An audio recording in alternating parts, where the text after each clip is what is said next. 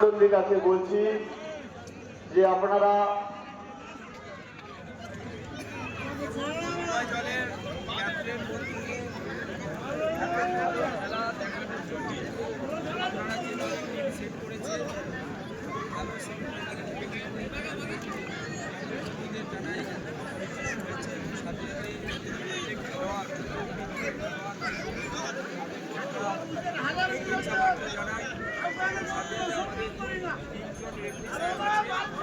আমরা রেফারি সাহেবকে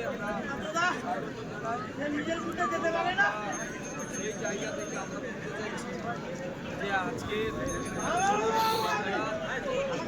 থাকবে খেলা সেটাকে আপনারা মানে ভুলটাকে বেশি করে না দেখে আগামী দিনে এই মাঠ আমরা খেলেছিলাম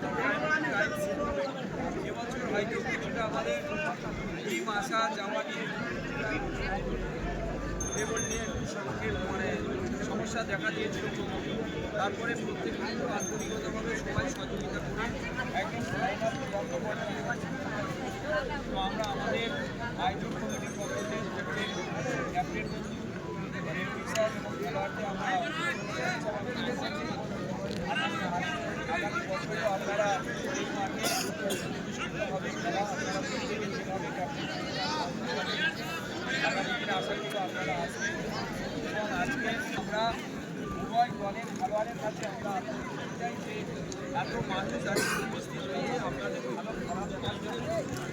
সকলে চেষ্টা করবেন কথা বলে সবাইকে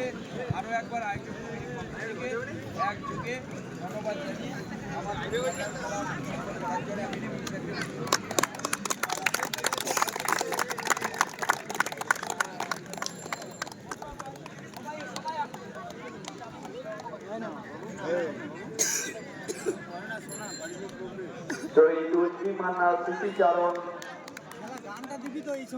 প্রোগ্রামকে সামনে রেখে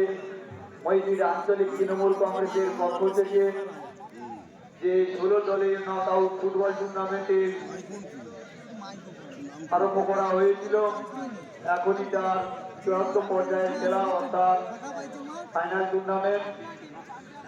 টুর্নামেন্টে যে দুটি দল অংশগ্রহণ করছে আপনাদের সামনে কমলা কালার জার্সি পরা টিএমসি একাদশ ক্যাপ্টেন প্রদীপ কুমার দাস, কিশোরী মোহনপুর মৌজা এবং দুঃখীরাম এন্টারপ্রাইজ ক্যাপ্টেন অনুপ সরকার বিনোদপুর মৌজা। তো দুই দলের